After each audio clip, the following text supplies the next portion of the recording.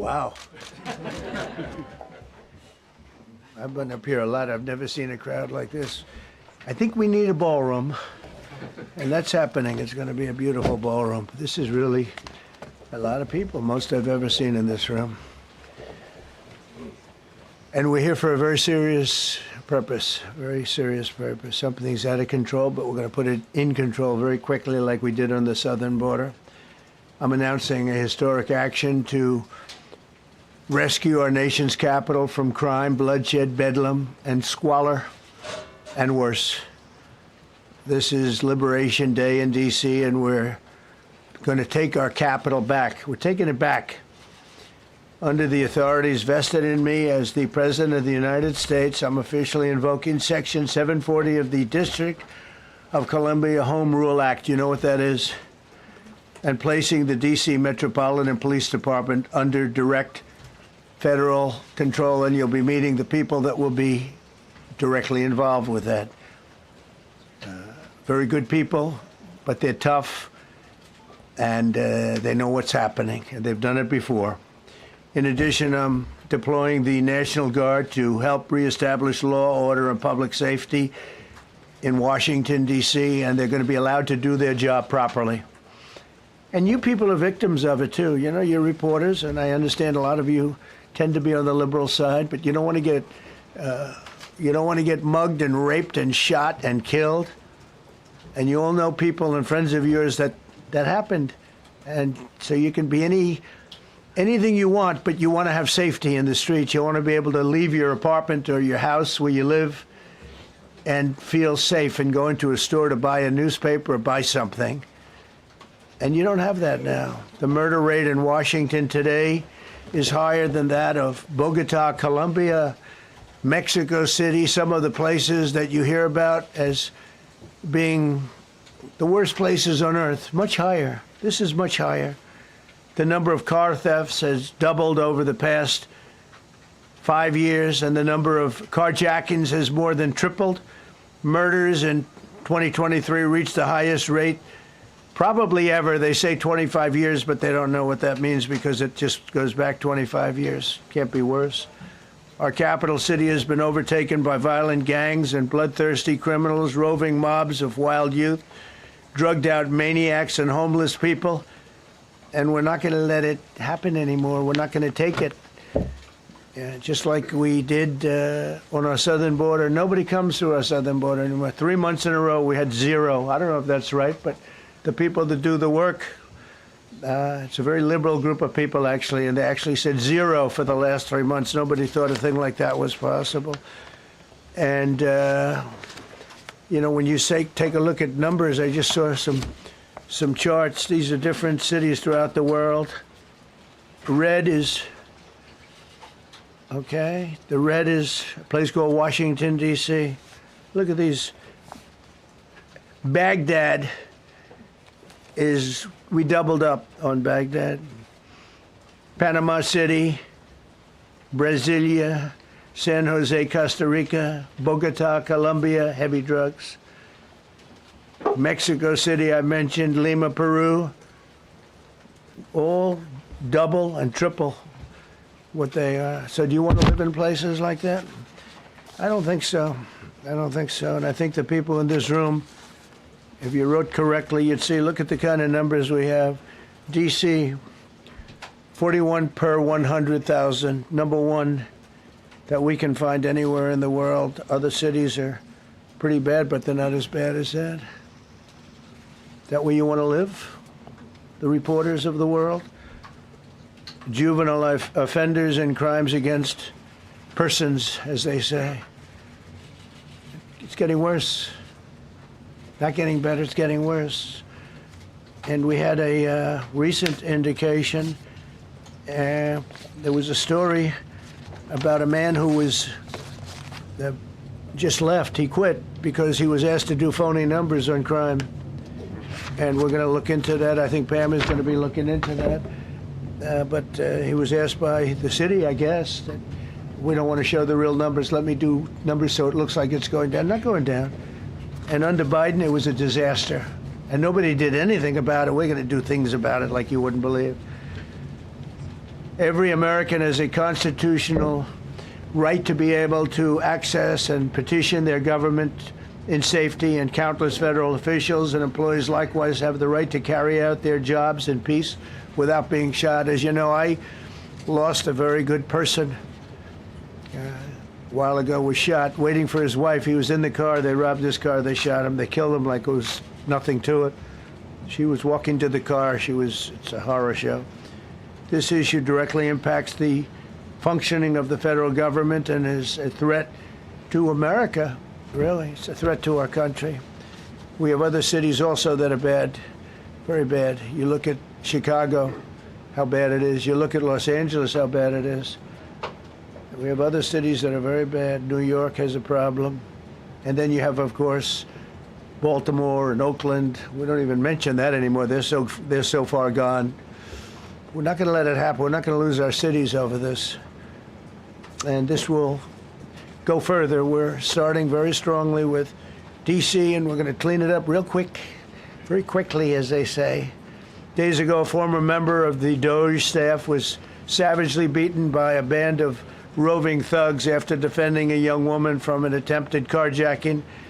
He was left dripping in blood. He thought he was dead, with a broken nose and concussion. Can't believe that he's alive. He can't believe it. In June, a 21-year-old congressional intern was tragically killed after being hit by a stray bullet in a drive-by shooting. A former Trump administration official named Mike Gill, fantastic person, was murdered last year in cold blood in a carjacking blocks away from the White House. We all knew him. Great person. Waiting for his wife as she was walking to the car. A Democrat congressman was also carjacked at gunpoint not far from the Capitol. And in 2023, an aide to Senator Rand Paul was stabbed in the chest and head by a demented lunatic as he walked down the street, just absolutely for no reason. Horrifically, last July 4th weekend, a 3-year-old girl was shot in the head and killed while sitting in a car near the Capitol. It's becoming a situation of complete and total lawlessness. And we're getting rid of the slums, too. We have slums here. We're getting rid of them. I know it's not politically correct. You'll say, oh, so terrible. No, we're getting rid of the slums where they live. Caravans of mass youth rampage through city streets at all times of the day. There are ATVs, motorbikes. They travel pretty well. Entire neighborhoods are now under emergency curfews. Just this past weekend, gunfire went through, and you saw that, the Navy Yard. I saw it this morning. They saw that they fought back against law. See, they fight back until you knock the hell out of them, because it's the only language they understand. But they fought back against law enforcement last night. And they're not going to be fighting back long, because I've instructed them and told them whatever happens, you know, they love to spit in the face of the police. As the police are standing up there in uniform, they're standing and they're screaming at them an inch away from their face. And then they start spitting in their face. And I said, you tell them, you spit and we hit. And they can hit real hard. It's a disgusting thing. I've watched that for years, for 3-4 years. I've watched them. The police are standing, and they're told, don't do anything under any search. So and you can see they want to get at it. And they're standing there, and people are spitting in their face, and they're not allowed to do anything. But now they are allowed to do whatever the hell they want. This dire public safety crisis stems directly from the abject failures of the city's local leadership. The radical left city council adopted no cash bail. By the way, every place in the country where you have no cash bail is a disaster. That's what started the problem in New York, and they don't change it. They don't want to change it. That's what started it in Chicago. I mean, bad politicians started it, bad leadership started it, but that was the one thing that's central, no cash bail. Somebody murders somebody and they're out on no cash bail before the day is out. We're going to end that in Chicago. We're going to change the statute. I spoke with Pam and Todd and everybody. We're going to change the statute, and I'm going to have to get the Republicans to vote because the Democrats are weak on crime. Totally weak on crime. They don't know why. They want to stop because they get mugged too. But we're going to change no cash bail. We're going to change the statute and get rid of some of the other things. And we'll count on the Republicans in Congress and Senate to vote. We have the majority, so we'll vote. We don't have a big majority, but we've gotten everything, including the great, big, beautiful bill. Got that done, and that's one of the greatest things that's ever happened to people in this country. They're starting to figure it out, how good it is. Biggest tax cut in history. So many things. But we'll be able to get that done. So, Todd, if you and Pam can draw up things working with the people, we will. I'll get it passed. We'll get it passed with the Republicans. Probably won't get, think of this, probably won't get one Democrat vote because they have no idea what they're doing. That's why they want men playing in women's sports. That's why they want transgender for everybody transgender. And they just got walloped in an election, in a landslide, and they haven't changed one thing. I saw the other day the certain gentleman who was a very well-known politician, Democrat, was fighting like hell that men should be allowed to play in women's sport. They just don't get it. They said it's an 80-20 issue, and I think it's a 97-3 issue. And I don't know who the three are. I've never heard anybody come. Nobody's ever come up to me, sir, you have to let men play in women's sports. You have to do it, sir. Nobody's ever approached me. I don't know where this issue even comes from. Never seen anything like it. But they turned our nation's capital into a sanctuary jurisdiction. That's the other thing. We have to get rid of sanctuary cities as quickly as possible. We're going to do it, too. We have to. Because it's sanctuary for criminals. Releasing illegal alien gang members onto the streets in 2022, nearly 70% of criminals arrested in Washington went unprosecuted. That's not going to happen with the group we have standing aside and standing behind me. And at the Metropolitan Police Department, it's now reached a small number relatively compared to what it was, but it's thousands of people. You know, we have thousands of police. I was told today, sir, they want more police. I heard a number, 3,500 police. That's a lot of police. 3,500. I thought they were going to say, we only have 30 policemen or women. He said, we have 3,500. We need more. You don't need more. That's so many. I never heard. That's like an army. How could you need more than 3,000? It just happened 2 minutes ago. Sir, they've requested more police. Oh, what do they have? About 3,500. I said, 3,500? This is not a big area. It's ridiculous. What you need is rules and regulations, and you need the right people to implement them. And we have the right people here, that I can tell you. Look at the border. Biden said there's nothing you can do. Kamala was the border czar. She never called one of the Border Patrol agents who are great. ICE is great. Never spoke to anybody. Never went there. But she was the border czar. And everybody said it was impossible to fix. I fixed it in 3 months. No, really. I fixed it the first week, but really fixed it over the last couple of months.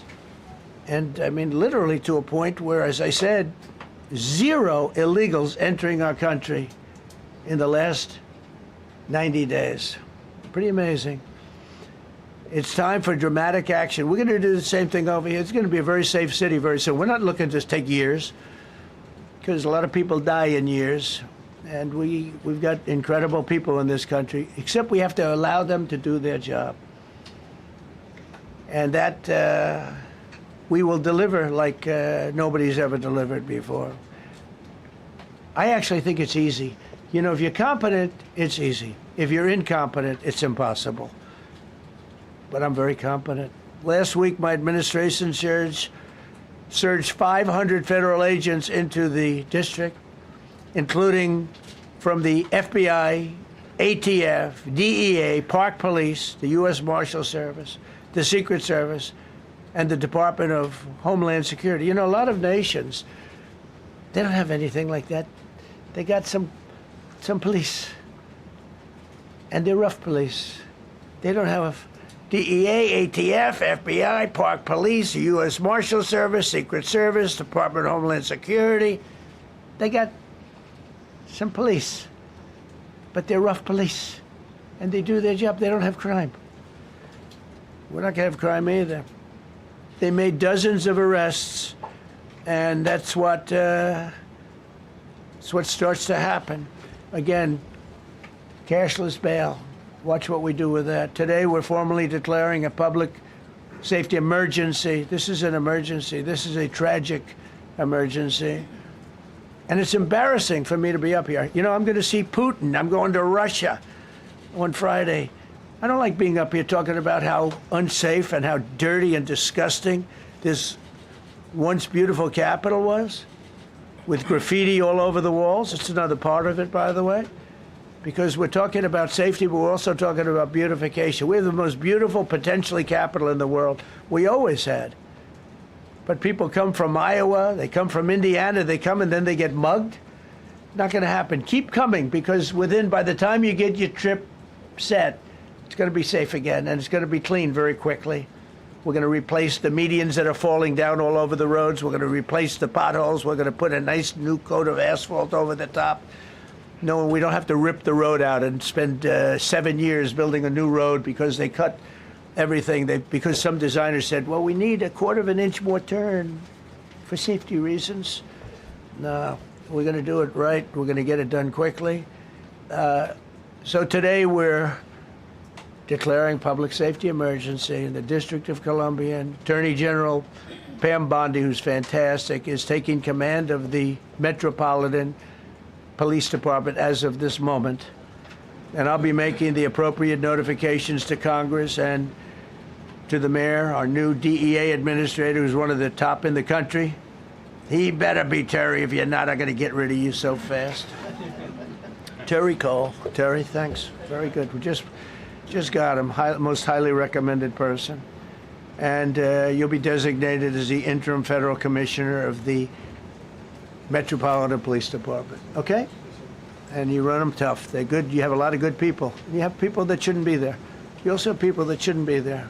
They got in there because of woke. But you have a lot of great police, and those people are the ones that want to help you. This city will no longer be a sanctuary for illegal alien criminals. We will have full, seamless, integrated cooperation at all levels of law enforcement, and we'll deploy officers across the district with an overwhelming presence. You'll have more police, and you'll be so happy because you'll be safe. When you walk down the street, you're going to see police, or you're going to see FBI agents. We're going to have a lot of agents on the street. You're going to have a lot of essentially military, and we will bring in the military if it's needed. By the way, we're going to have National Guard, but Pete Hegseth will tell you about it. We will bring in the military if needed. People say, "Oh, that's so terrible. He's going to bring in." It's been used many times over the years. I don't think we'll need it. I think we've got so many great people, including the people that are in the police department with proper leadership. They'll immediately begin massive enforcement operations targeting known gangs, drug dealers, and criminal networks to get them the hell off the street, maybe get them out of the country, because a lot of them came into our country illegally. They shouldn't have been allowed in. They come from Venezuela. They come from all over the world. We're going to get them the hell out. They won't be here long. But some of these people, a lot of them, are homegrown criminals. And these are bad people. These are rough people. And this is just a list of some of the people that were given to me today that were criminals removed from the D.C. streets this weekend. They were rough and tough. But we're rougher and tougher. Look at these people here. Nothing, you know. They're not going to be your local school teacher. Look at this guy. He has killed people numerous times. They're not going to be an asset. They will never be an asset to society. I don't care. I know we all want to say, oh, they're going to be rehabbed. It's not going to be rehabbed. I'm going to ask Doug Burgum to come up and say a couple of words because he's in charge, as you know. He's Interior, but he's in charge of the U.S. Park Police. And I've heard so many great things about the Park Police. They're proud of it. They've been there for a long time. Their families oftentimes grow into the roles. They love the country. They love this area. So, Doug, could you say a few words, please? Thank you, Mr. President. On behalf of the U.S. Park Police, this is the oldest federal police force in the nation. They were formed in 1791 by none other than President George Washington. They've got the awesome responsibility of protecting our nation's most sacred monuments. The National Mall, Washington Monument, Jefferson Memorial, Lincoln Memorial, Statue of Liberty, and out west, the Presidio and the Golden Gate area. These folks have tens of millions of visitors a year, the kind of people that President Trump's talking about that come from around the country and around the world to see our sacred and learn about our history and our sacred monuments. They've been doing a fantastic job, but they are so pleased, the rank and file, that President Trump is now allowing them to enforce the law. As those of you that live in the city may know, that the circles and the triangle parks that are spread throughout D.C. are actually federal park property. So the U.S. Park Police also have responsibility for that.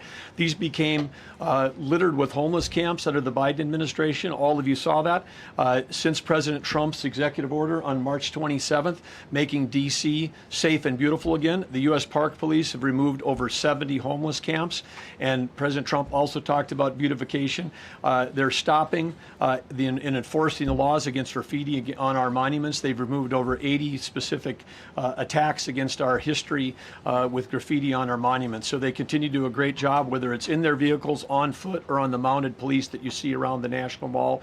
And President Trump, they thank you. The rank and file is so happy to be enforcing the law again. Thank you for your leadership, and they're excited about the announcement you're making today. Thank you. Very good. Great job you're doing. Thank you very much.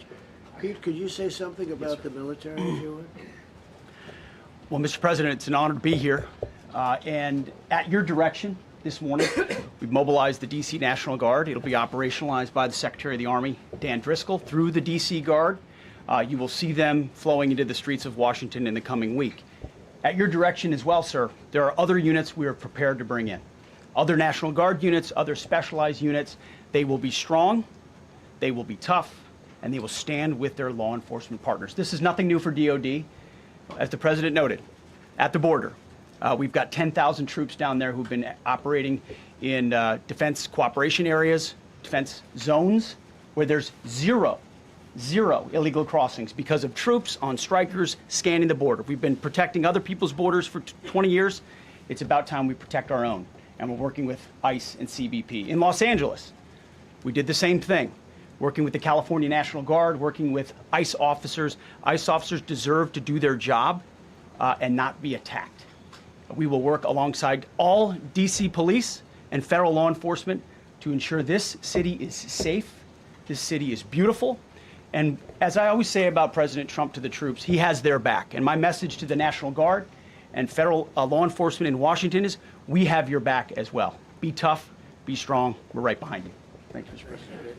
I'm going to ask Pam, because she's now, as you heard me say, she's really in charge of a lot of what we're talking about. She's done an incredible job. People are going to start to see the fruits of her labor. And Pam, maybe you could say a few words about what we're talking about here. Sure, President.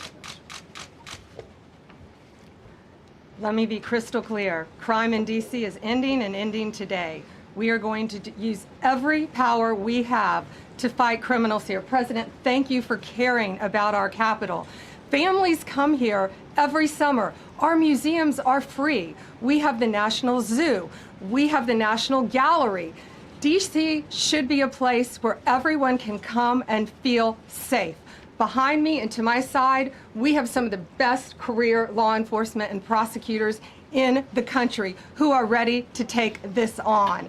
As the President said, Terry Cole is going to be supervising the Metro Police Department. Gaddy Serralta, our U.S. Marshal, is going to be supervising command and control, the entire operation.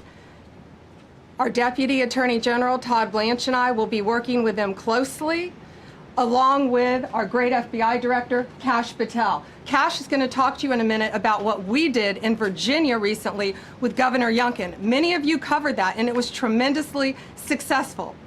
Not only that, our secret weapon here in D.C.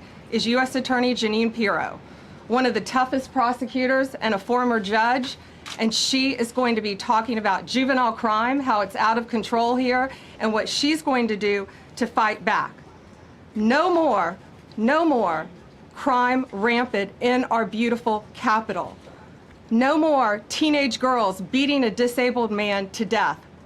No more of that. No more drive-bys. We're going to do everything we can. And working with the ATF Director Driscoll and Commander of the Army, we're going to all work together. That's what we all do in this room. We work together, we fight. Do not underestimate one person in this room. We're going to make DC beautiful. We're going to make DC safe again.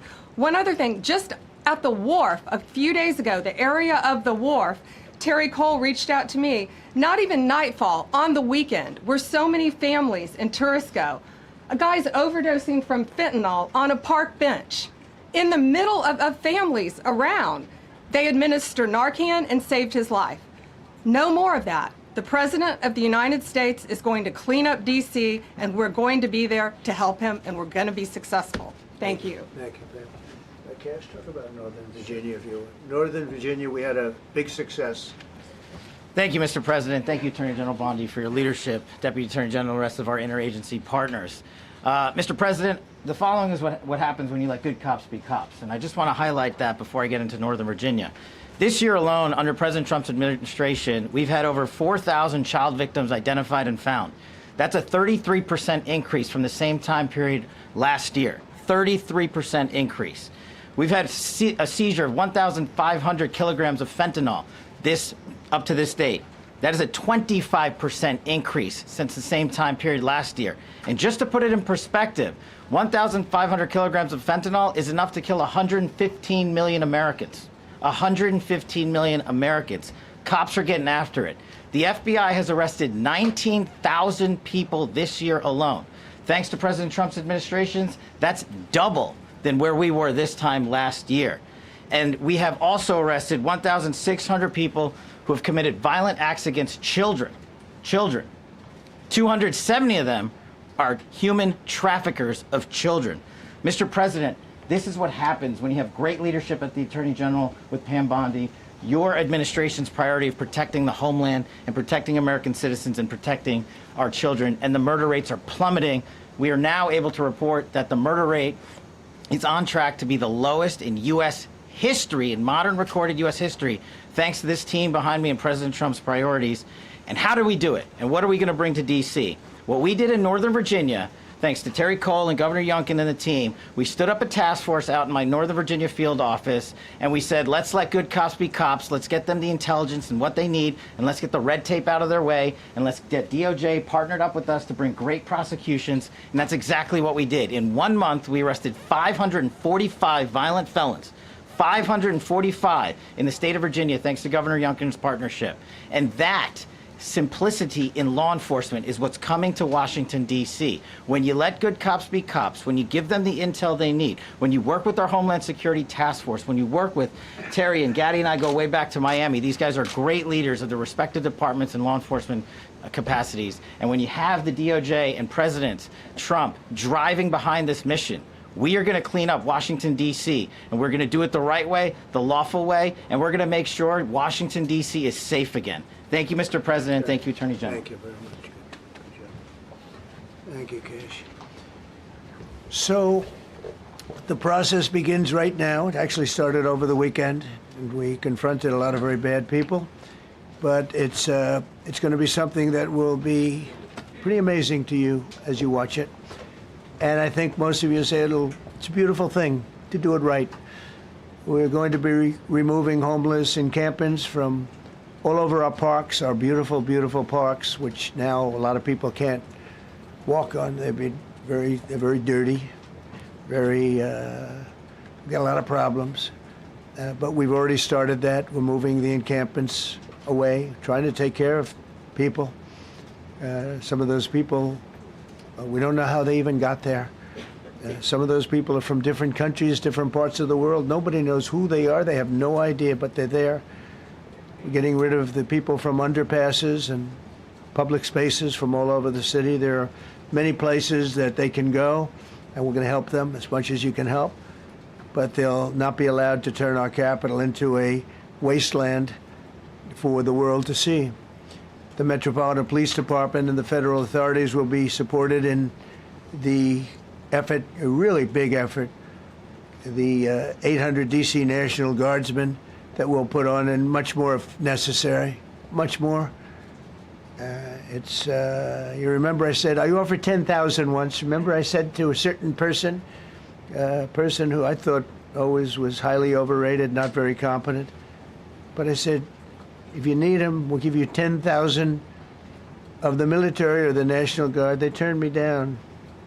But if necessary, we're going to move service members directly to joining the Guardsmen, and that'll take place very rapidly, and that'll be done in conjunction with Pam and with Pete and everybody else. Washington, D.C. should be one of the safest, cleanest, and most beautiful cities anywhere in the world, and we're going to make it that. We're going to make it safe. We're going to make it smart. We're going to make it beautiful, so beautiful.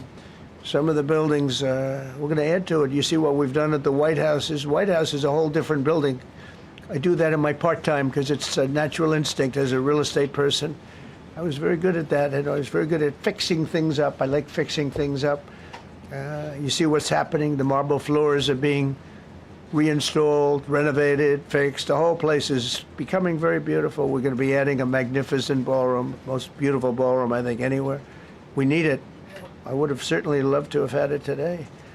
I think we would have filled it up. A lot of you are standing outside, can't get in this room. I have never seen the room like this, which tells me that you want to talk about, I mean, this was a D.C. news conference. It tells me that you want to talk about crime in D.C.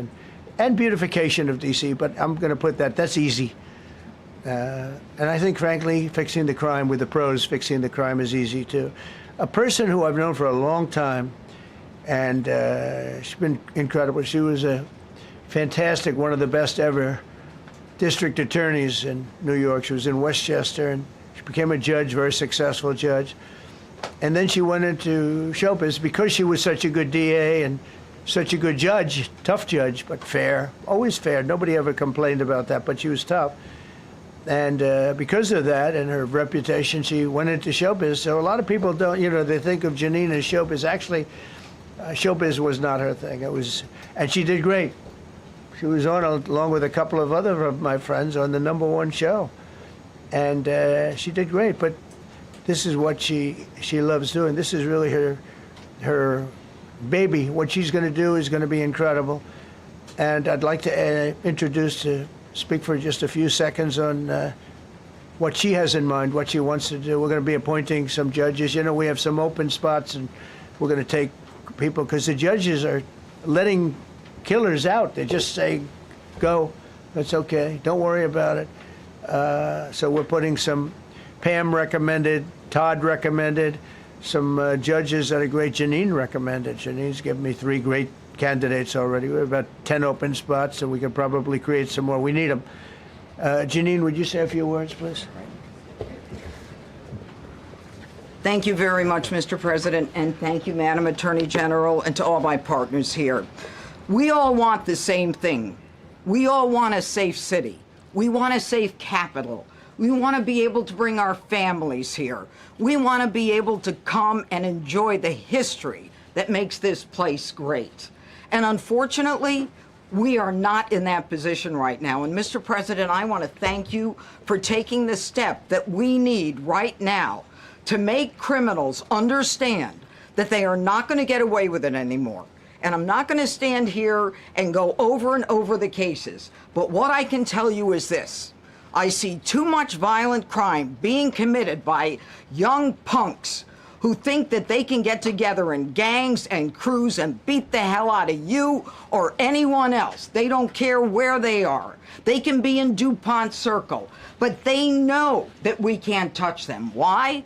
Because the laws are weak. I can't touch you if you're 14, 15, 16, 17 years old and you have a gun. I convict someone of shooting another person with an illegal gun on a public bus in the chest, intent to kill. I convict him.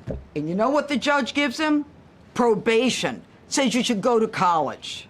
We need to go after the DC Council and their absurd laws. We need to get rid of this concept of, no cash bail. We need to recognize that the people who matter are the law-abiding citizens, and it starts today But it's not going to end today, because the president is going to do everything we need to do to make sure that these emboldened criminals understand we see you, we're watching you, and we're going to change the law to catch you. And my final note is this. These kids understand that the jurisdiction is through the State Attorney General, Brian Schwab. I did a poster of the young man from Doge who was beaten bloody with a severe concussion, a broken nose. And then I did a poster of what happens to those kids, because I can't arrest them, I can't prosecute them. They go to family court, and they get to do yoga and arts and crafts. Enough. It changes today. Thank you, Mr. President. Thank you, Jim. You're welcome. Great job. Thank you. If I could, I just signed some executive orders. I'd like to have Will please come up, and we'll let the people know what we signed. Do you want to put them down? Yes, sir. Go ahead. A short while ago in the Oval Office, President Trump signed 2 crucial executive actions to deal with the emergency crime conditions we currently face in the District of Columbia. The first of these was an executive order, as President Trump said before, invoking his powers under Section 40 of the Home Rule Act to take federal control of the D.C. Metropolitan Police Department. Along with that executive order, President Trump signed the statutorily required notification letters to Mayor Bowser and to the relevant House and Senate committee leaders. The second major executive action that President Trump signed was a presidential memorandum directing the Secretary of Defense to utilize the National Guard to address the conditions we see on our streets here in D.C. It also authorized the Secretary of Defense to work with state governors to utilize their National Guard units if necessary as well. These are bold, decisive steps intended to combat the out-of-control crime conditions we've seen on D.C.'s streets for far too long, and I, for one, am deeply proud to be part of an administration that's finally coming to terms with these issues, sir. Thank you very much. Sir. Thank you. So, just to conclude, Washington, D.C.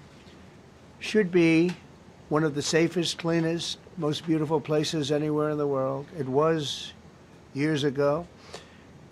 We had one problem that was a pretty big problem.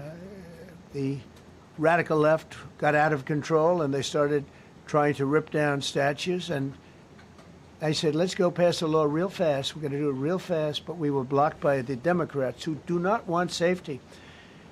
Nobody gets it. I don't get it. They don't get it, because they can't get votes. I don't know how they can win an election with this, but they don't want safety. And I found an old statute, very old, early 1900s, that said if you so much as touch or even think about destroying a statue or a monument in Washington, D.C., you go to jail for 10 years with no probation, no anything. In other words, slightly different than we have today. Today we have cashless bail. There you get jailed 10 years. No curtailed sentence, 10 years. And we took it out. Nobody used it. It was never used because, it was harsh. And you remember they started to rip down the statue of Abraham Lincoln. I said, that's a tough one to rip down. He was pretty good, Pam. I think he was pretty good. When the ropes started going around Abraham Lincoln to pull him down, Andrew Jackson, others, and they were heading to the Jefferson Memorial, Thomas Jefferson. They're going to do a big number there. I said, it's time. And I signed that statute immediately. We had it updated. We made it use the same language, all passed by Congress. And I announced it's 10 years in jail, no probation, no anything, 10 years, no curtail sentence if you so much as touch a statue in Washington, D.C. And it was an amazing sight, beautiful sight. Everybody just left. The ropes were hanging around Andrew Jackson, and there were 2 ropes around Abraham Lincoln. They left the rope, but everybody just left. And that was the last problem we ever had. That was the last problem that we ever had with the statues. They were going wild, and somebody came to me and said, sir, in 1910, I don't want to give you an exact, because you'll say, Donald Trump gave us wrong dates around like early on. if I'm slightly off, they make you sound a little bad. So I won't put myself in that position. I won't put you in that position, because I think everybody agrees with what we're doing today. But when I signed that thing, it was like a miracle. Everybody left. They were gone. They were starting to march down. They started the march toward Thomas Jefferson, and I figured he was always going to be safe. But they found something with him, and they found something with Abraham Lincoln, and even in the name George Washington in California, numerous places changed the name of George Washington High School and various other places. They took George Washington's name. This was a sick, woke culture that I think we've largely ended. And a lot of those people that were woke are now turning out to be the opposite. I won't go so far as to say MAGA. It's a very special category. But they've gotten out of that. But we have people that love this country, and they love this really beautiful capital. It is. I flew over it the other day, and I said, what a beautiful place. But if there's crime all over the streets, when you get there, it doesn't look so beautiful. But we're going to make it beautiful again. We're going to fix it with crime, and we're going to also, as we're doing that, we're going to start doing things that we know how to do, that I know how to do better than anybody, I guess, because of my experience from previous life. But not only are we stopping the crime, we're going to clean up the trash and the graffiti and the grime and the dirt and the broken marble panels and all of the things they've done to hurt this city. And we're going to restore the city back to the gleaming capital that everybody wants it to be. It's going to be something very special. All of these people are really tough. Could I shake your hand, Gaddy, please? You're going to be so important here. You're going to be that guy. I hope I don't have to fire him in 2 weeks because he's too soft. I don't think he's too soft. If I do, I will, though. Is it okay if you're soft, weak, and pathetic like so many people? I will fire you so fast. You're not going to have to worry about that. No, I think you're going to do a fantastic job. And everybody in this room, they may not express it, but they all want that to happen. They want to be safe, and they have families too. So it's an honor to have such a large group. I've done this for years now, hard to believe. I've never seen this room so packed. In fact, I'm sure it's a violation of every fire code. But we'll let you stay anyway. You're taking a chance. And with that, we'll say, maybe if you could, oh, wow. We could be here all day long. If we could keep the first questions, perhaps, to this subject, and then we'll go on to a few others. Please. Mr. President, thank you so much. Can you talk about how personal of an issue this is? We talked about flying over the Washington Monument and seeing the pride of what D.C. is, and do you believe that the status of the city, the cleanliness, the way that crime is low, is a direct reflection on how the country is run? Yeah, I do. I think the Capitol, look, everyone comes here. They're all coming. All the leaders, they're all wanting to come. And I say it, I've said it again, but I'm really just quoting other leaders from NATO, from the Middle East, King of Saudi Arabia, Qatar, UAE. I was over there. We brought back $5.1 trillion of investment into our country. But a month and a half ago, I was at NATO. We had a great thing. They agreed to put up 5% instead of 2%. 2% they didn't pay, 5%'s already paid. We had a great meeting, and they all said the same thing. They said our country was dead. They thought our country was gone. 1 year ago, they said your country was dead. And now you have the hottest country anywhere in the world. We do. We have the hottest country in the world right now. The tariffs have helped. It's given us not only the money, it's billions, trillions of dollars of money, but it gives us great power over enemies. We solved 5 wars with Pakistan and India. We just solved one. Azerbaijan and, as you know, and Armenia. War was raging for 37 years. And the 2 leaders got up and they said, we never thought this would be solved. Russia tried to solve it. They all tried to solve it. It was a very tough situation, but we got it done. And I said to the 2 men, I said, are you guys friends? And they had a hard time. They've been killing each other for 37 years, right? One was there 5 years, one was there for 22 years. He said, my whole life I've been fighting this war. and you got it solved. But we did many of those. We did in the Congo and Rwanda. That's been going on for 30 years. 8 to 9 million people killed that they know of, but it was raging, and we got that solved. We got a lot of them done. It's a great honor. But you want to have, when they come, the leaders come to our country to sign documents that the war is over or whatever, or for other reasons. They come for trade. And you want them to come through so beautifully. You ride down those roads, everything should be perfect. You shouldn't have medians falling down into the roadway. Median, you know, the metal things that are always, somebody had a great lobbyist, because I've never seen them look good. I've been looking at those things with the little, right? They're always broken and bad, but here they're really bad. And we're going to either put new or fix it, and it's not expensive. It's not really expensive. And we're going to fix our roads a little bit. We're going to clean up our sidewalks. You have countries where every Saturday the people go out and they wash their sidewalks in front of their stores or their houses. They scrub their sidewalks. So we aren't quite at that level yet, I don't think, Gaddy. We're not quite there yet, but maybe we will. They go out and they scrub. I think it's so beautiful to hear that and to see those stories. But we're going to make it clean. But just to finish with your question, it's a very, very strong reflection of our country.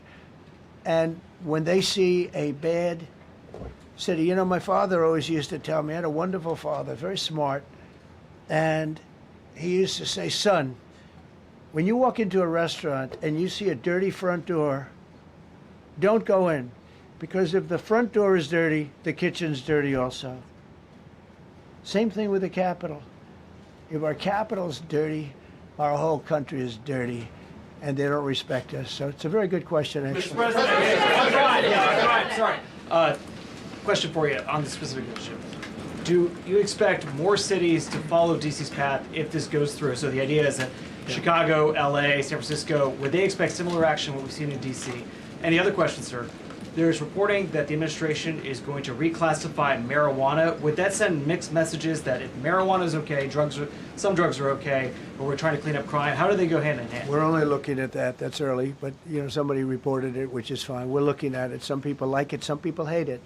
Some people hate the whole concept of marijuana, because if it does bad for the children, it does bad for people that are older than children. But we're looking at reclassification, and we'll make a determination over the next few weeks.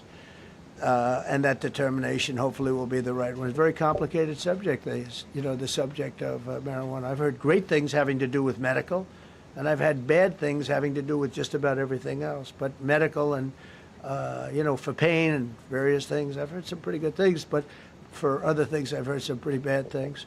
The other part of your question, I mean, we're just going to see what happens with it all. We're going to have a tremendous success in what we're doing. Other cities are hopefully watching this. They're all watching, just like everyone's watching here. They're all watching, and maybe they'll clean up, and maybe they'll do this and get rid of the cashless bail thing and all of the things that caused the problem. I mean, if you go back, this whole thing with cashless bail is a disaster. So many problems came that we never had before. So they're watching us today, and if they don't learn their lesson, if they haven't studied us properly, because we're going to be very successful. I have zero doubt about that. It's going to be. It's a question of will it be really fast, like the border. You know, everyone said, they used to say, Biden used to say, I need legislation. I didn't get any legislation. I called up our people, and we did a great job. Tom Homan was great. As you know, our secretary did a great job. They did a great job. There's no games. They didn't play games. And we're going to have the same thing here. But then I'm going to look at New York in a little while. Let's do this. Let's do this together. Let's see. It's going to go pretty quickly. And if we need to, we're going to do the same thing in Chicago, which is a disaster. We have a mayor there who's totally incompetent. He's an incompetent man.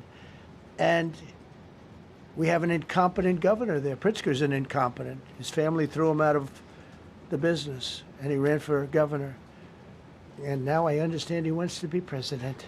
but I noticed he lost a little weight, so maybe he has a chance. You know, you never know what happens. But Pritzker's a gross incompetent guy, thrown out of the family business. But when I look at Chicago and I look at L.A., if we didn't go to L.A. 3 months ago, L.A. would be burning like the part that didn't burn. If he would have allowed the water to come down, which I told him about in my first term, I said, you're going to have problems, let it come down. We actually sent in our military to have the water come down into L.A. They still didn't want it to come down after the fires. But that was it, we have it coming down. But hopefully L.A. is watching. That mayor also, the city's burning. They lost like 25,000 homes. I went there the day after the fire. You were there, and I saw people standing in front of a burned down home. It was, their homes were incinerated. They weren't like, even the steel was literally, it was all warped and literally disintegrated because of the winds and the flame and the whole thing. It was like a blowtorch. They were standing on this beautiful day, maybe a couple of days after. We gave it a little time because what they had suffered. Almost 25,000 homes. And you see what's happening now. They didn't give their permits. I went to a town hall meeting. I said, we're going to get you the federal permits, which are much harder. Almost immediately. Lee Zeldin is a star. He did an incredible job. They have all their federal permits. They don't have their city permits. And the mayor said to me, we think we could have them in 2 years. I was walking down the street, and I met with firemen and police. And I was saying hello to many people that were standing in front of their homes with yellow tape. You can't go in. You can't go onto the lot. And those people wanted to start rebuilding their homes then and there. And the mayor said, we should be able to get them the permits within 2 years. I said, that's a shame. 2 years? Are you kidding? I'm going to get them the federal permit like almost immediately. 2 years.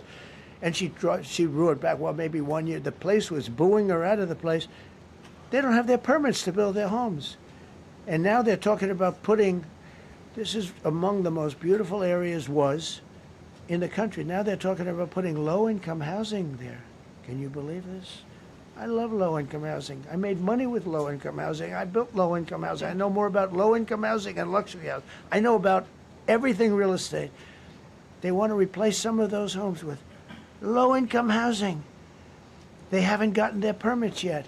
We've gotten all the federal permits, which are much tougher to get, and it was done almost immediately through Lee Zeldin and Federal Environmental. And I watched the other day, those people are angry. And now, you know, they had tremendous, they loved that area. They loved the whole big area, different places, but they loved it. It was all luxury stuff and beautiful stuff, and some wasn't that luxury, but the level of love for that neighborhood, their neighborhoods, was incredible. And you know what? I watched people on television, they want to go, they want to leave. They've lost their spirit, they've lost their heart, because the mayor's incompetent. And Gavin Newsom is incompetent. Got a good line of bullshit, but that's about it. He's incompetent. And you have Los Angeles is, you know, it's amazing. You know, I called, the first thing I did, I got the Olympics to go there. I was the one that got it. And by a rare thing that happened, I'll be the president. I was very upset because I got the Olympics there, and I said I won't be president when it comes. But bad things happened, and illegal things happened, really illegal things happened.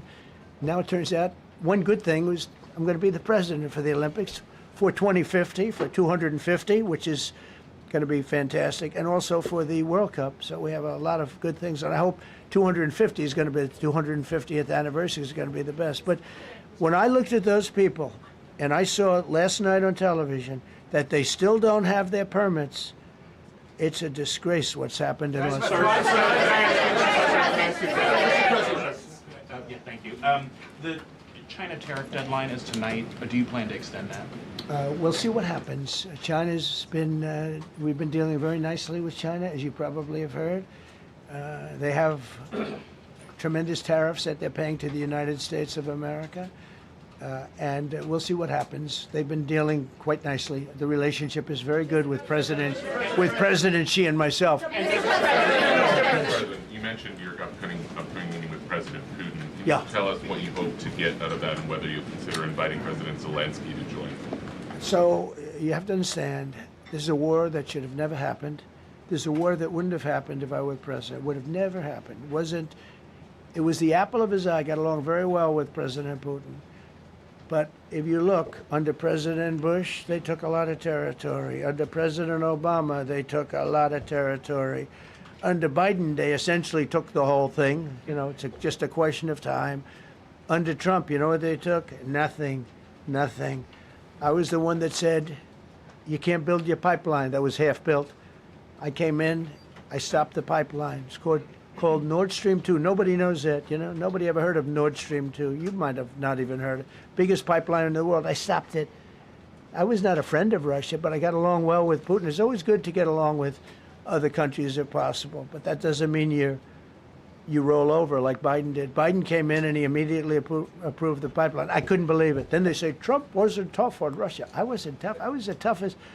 Putin said, if you're not tough, I would hate like hell to see you. I stopped the biggest economic development job, the biggest job that Russia had ever built. I stopped it. It was dead. And this low IQ president came in and he let them build a pipeline and supply oil and gas all over Europe, you know. So this is really a feel-out meeting a little bit. And President Putin invited me to get involved. He wants to get involved. I believe he wants to get it over with. Now, I've said that a few times, and I've been disappointed because I'd have like a great call with him, and then missiles would be lobbed into Kiev or some other place, and you'd have 60 people laying on a road dying. I said, that's cold, that's cold. But it's a violent war. 5,000 to 7,000 people a week are dying. And you know, there's nobody from here. They're all Russian and Ukrainian people, and some people from the cities, much smaller number, but still, those missiles do damage and they kill a lot of people, but mostly soldiers. And they're young soldiers, although in the case of Ukraine, they're getting much older. They're drafting 60-year-olds now. It's a terrible thing to witness, and I think I have an obligation. Look, this is Joe Biden's war. This is not my war. I made a deal with NATO a month ago. You covered it very accurately, actually. We don't pay anything anymore. You know, we're not paying anything. They are buying things from us, and NATO is paying us. I got it raised from 2% of GDP to 5%, and they're paying us for everything that we send. We're not paying. But Biden approved $350 billion. Europe has spent $100 billion. The money that's been spent and the death is incredible. It's the worst thing that's happened, by far the worst that's happened since World War II. So I'm going in to speak to Vladimir Putin. And I'm going to be telling him, you got to end this war. You got to end it. And he wasn't going to mess with me. This war would have never happened. You know, we had a discussion about it one time, and we never had that discussion again. Would have never happened. And when the election was rigged, and then Biden took office, which was barely took office, the auto pen took office, bad things started happening. Bad things, stupid things were said. And it ended up in a war. And you know, and I don't believe this will happen anymore because I have that pretty well covered. This could end up in a third world war. This could have been a third world war. I don't think that's going to happen now. But I thought it was very respectful that the president of Russia is coming to our country as opposed to us going to his country or even a third-party place. But I think we'll have constructive conversations. Then after that meeting, immediately, maybe as I'm flying out, maybe as I'm leaving the room, I'll be calling the European leaders who I get along with very well. And, you know, I have a great relationship, I think, with all of them. And I get along with Zelensky, but, you know, I disagree with what he's done. Very, very severely disagree. This is a war that should have never happened, wouldn't have happened.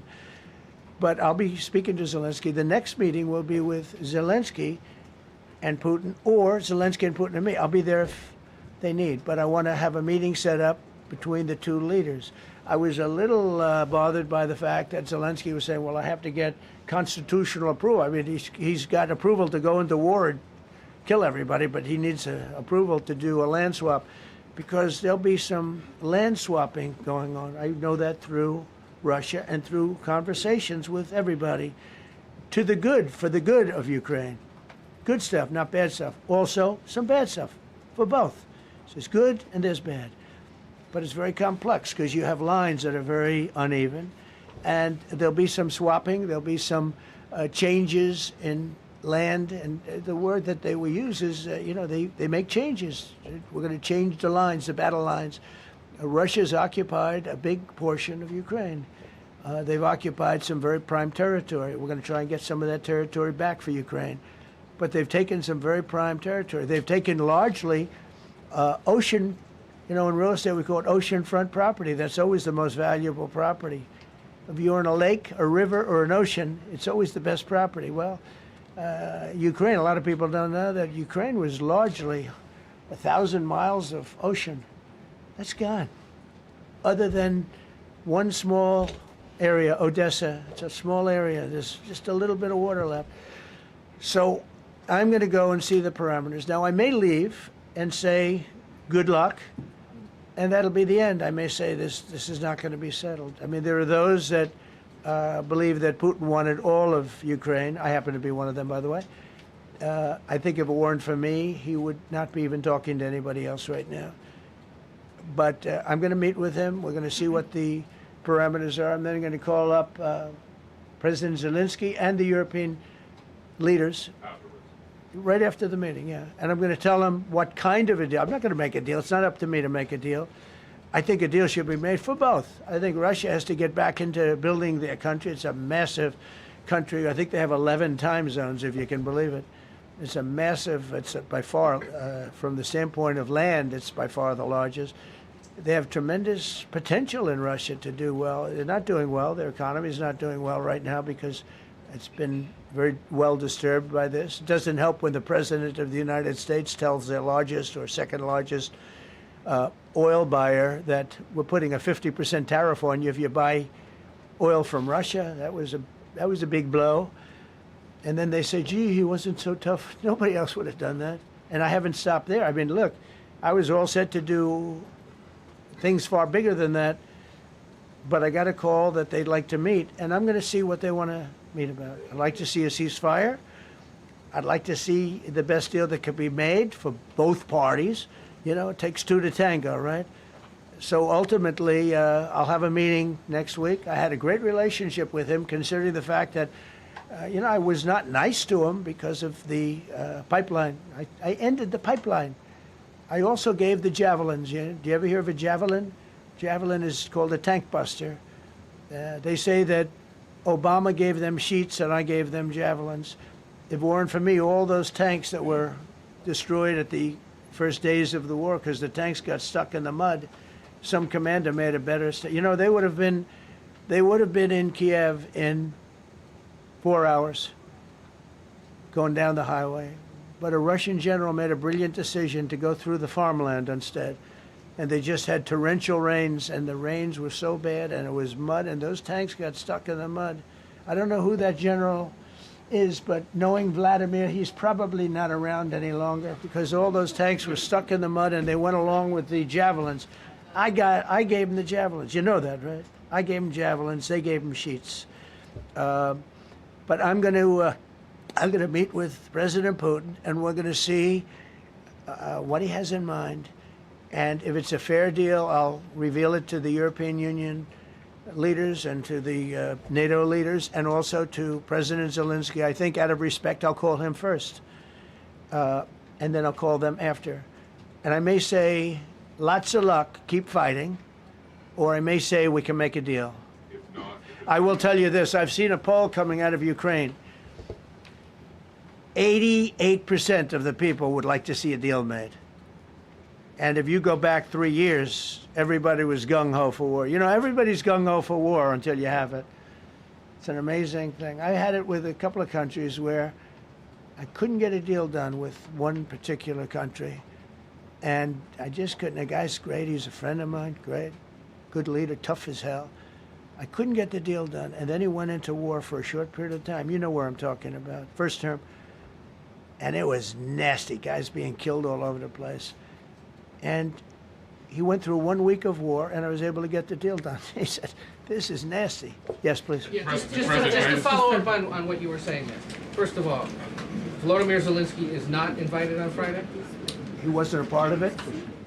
I would say he could go, but he's gone to a lot of meetings. He's been there for 3.5 years. Nothing happened. And what is the definition? I mean, do you want somebody that's been doing this for 3.5 years What's the definition of a good deal? I'll tell you after I hear what the deal is. I was gonna ask Because you- there could be many definitions. You know, you're talking about a very large and complex situation. Now, I tell you, the war that I just settled with Azerbaijan and with, as you know, and Armenia was almost as complex as this one, having to do with routes, Successful trade. meeting on Friday with Vladimir Putin. Well, we're going to have a meeting with Vladimir Putin, and at the end of that meeting, probably in the first 2 minutes, I'll know exactly whether or not a deal can be How will you made. know that?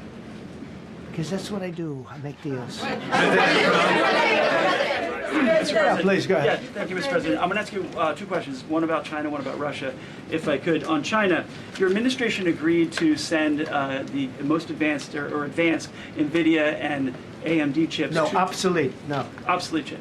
Well, and then 15% of the You profits mean the come back. 20s? No.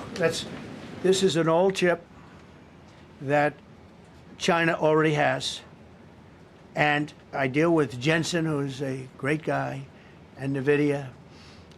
The chip that we're talking about, the H20, it's an old chip.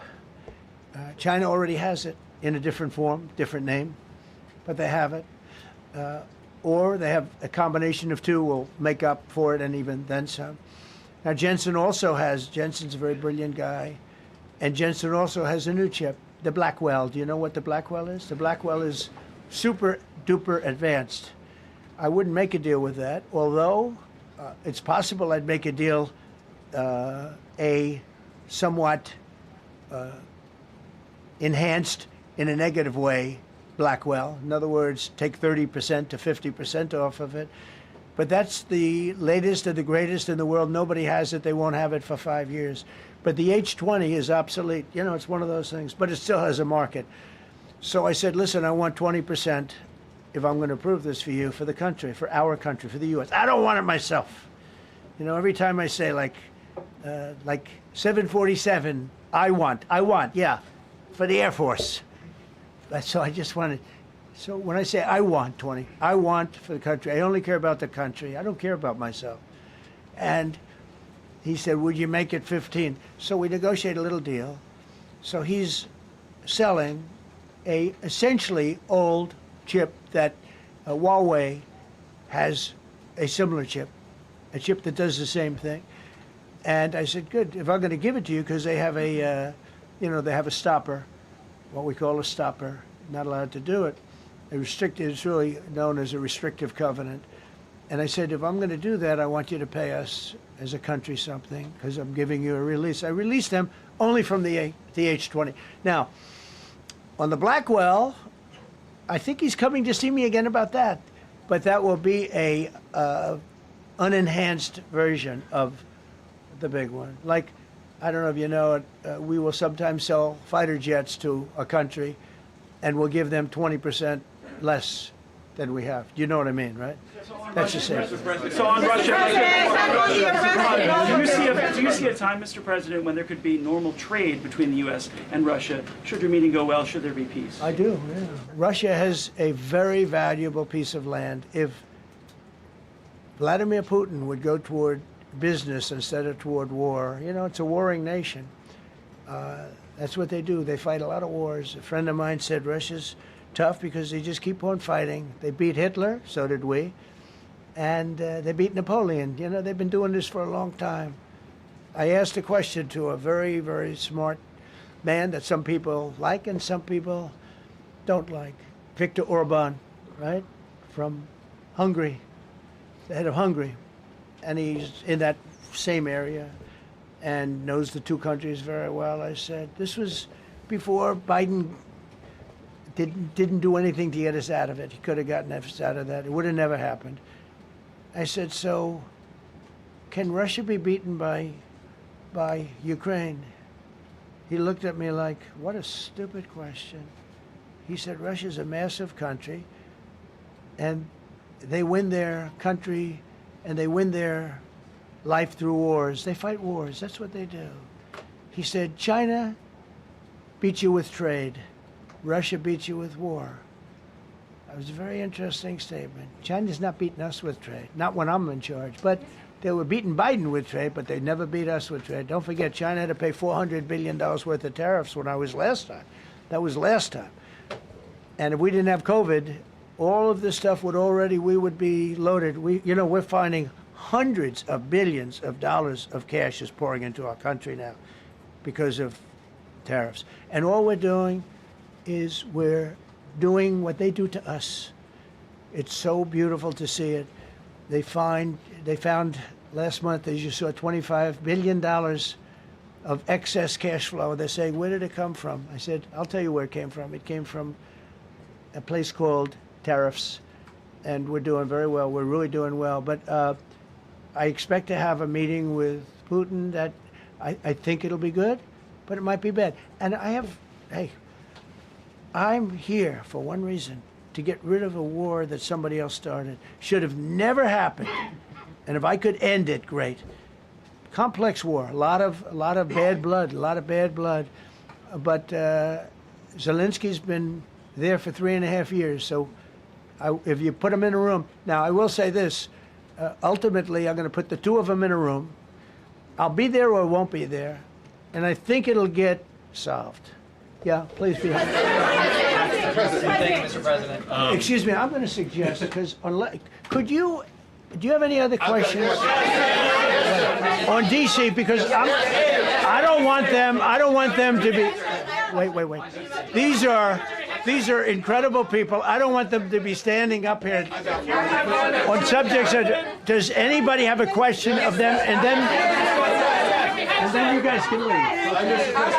Okay, a question, Brian, go ahead. Thank you, Mr. President. All right. And by the way, this is only on DC, and then they're going to leave because it's unfair to have them stand up here all day long. I agree. Brian. I've got two questions for you. First, about DC. This is personal for me as well. Last year, I was robbed on the streets by one of these teenage thugs.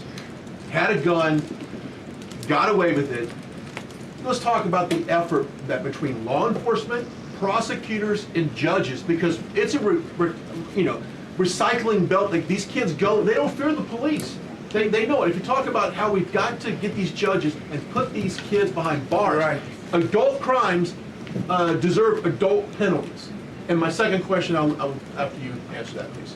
You want me to answer it? Whoever wants to take it. Okay. It's real. Do you want me to answer it? Go ahead. Here's the problem. Assuming that they're 17 years, older than 17 years old, I can get the case. If they're under 18 years of age, I can only get the case if it's murder, rob one, rape, or even if they shoot a gun but don't kill you, I can't get it. So the law has to be changed. As the president said, cashless bail. That has to be changed. All right, then, even assuming I get the case, I get jurisdiction, I get a conviction, the DC Council has given the judges the ability to give probation on shootings. And so then it's up to them. All of these things, the Youth Rehabilitation Incarceration Reduction Act, and now they want to seal records. So if we work hard, we get a conviction, they want to wipe it out. So that needs all to be changed. Okay, Mr. Question. Pam, would you answer that also? Yeah, and just back to that topic, let's be clear though, we're going to charge them and we're going to track every single thing they do throughout every step of the court process and report back to you and let all of you know what's happening to them, because the people who are prosecuting them, the judges who are trying them, they also need to be held accountable. Mr. President, you also made a comment. You made a comment in your office. This is the most people we've ever seen in this briefing. I've never seen ever, right? I've never seen any. Where's Caroline? Where's my superstar? Caroline. Is Caroline in the back? Where's Caroline? Come here, Caroline. Come here, Caroline. Come here. Is she doing a good job, by the way? Come here, Caroline. Is this the largest crowd that you've ever seen? This is definitely the most packed briefing, and I think all of you would agree. I think it's why we need to build a ballroom. Mr. President, I have a better idea. All right, Brian, go ahead. My question is this. You're building the big, beautiful ballroom. Yeah. Could we build a big, beautiful briefing room, updated technology, more seats? I don't want to do that. I don't want you to be comfortable. So no, I don't want to make life comfortable. So look. Let's just do this. Let's do this. It's going to be a big thing. We're going to Russia. That's going to be a big deal. What happens, happens. I'll let you know what happens. You'll be the first to know. I'll be calling the European leaders. I'm going with totally. I mean, we have a lot of talks. They're great people. They're great leaders, actually, and they want to get back. Honestly, as one of them said, I've OD'd on trying to settle Ukraine. They've OD'd, meaning they've overdosed on the settlement of Ukraine. Not a nice expression, but boy, is it accurate. They're tired of it. They want to get back to spending money on their countries. You know, Biden gave them $350 billion. Europe gave $100 billion. It should be much more than that. It shouldn't have been that kind of, they should have had equalization, but they didn't. But you know what? Still a lot of money. They want to get back to building their own countries. They really want it resolved. My relationship with the European leaders, as you saw, is extremely good. It's perfect. It's beautiful. Wait. And we're going to try. I'll be in touch with them. I have 5 of them call me. You think it's easy? There are a lot of European leaders, but they rely on me. Very much rely on me. If it wasn't for me, this thing would never get solved until the last person breathing is dead. Would you talk to them before? Yeah, I did. I'm talking to them right now. So I'm talking to the European leaders. I'll be talking to President Zelensky. I'm going to get everybody's ideas. I go into that thing fully loaded right up there, and we're going to see what happens. Now, I think one of 2 things is going to happen. It's going to be a good meeting, and we'll go a step further. We'll get it done. I'd like to see a ceasefire very, very quickly. Very quick. I'd like to see it immediately, but I'd like to see it very quickly. And we're going to be dealing with the European leaders, and we're going to be dealing with President Zelensky, and hopefully we're going to have a great success. As far as this, what we did today, and I think you were here for D.C. more so than even Russia, because Russia will be, we have a couple of days to go, but the Russia is going to be very interesting. But to me, what is very exciting, and we're going to take back our capital. We're going to make it beautiful again, but we're going to make it, more importantly, safe again. It's going to be so safe. It's going to be a model. And then we'll look at other cities also. But other cities are studying what we're doing. And you have some capable people in other cities. They can do it too. But we have a great group of professionals. We're going to have a safe, beautiful capital, and it's going to happen very quickly. Thank you all. Thank you all very much. Should the Justice Department appeal the Epstein decision today, Mr. President? How long will the takeover of D.C.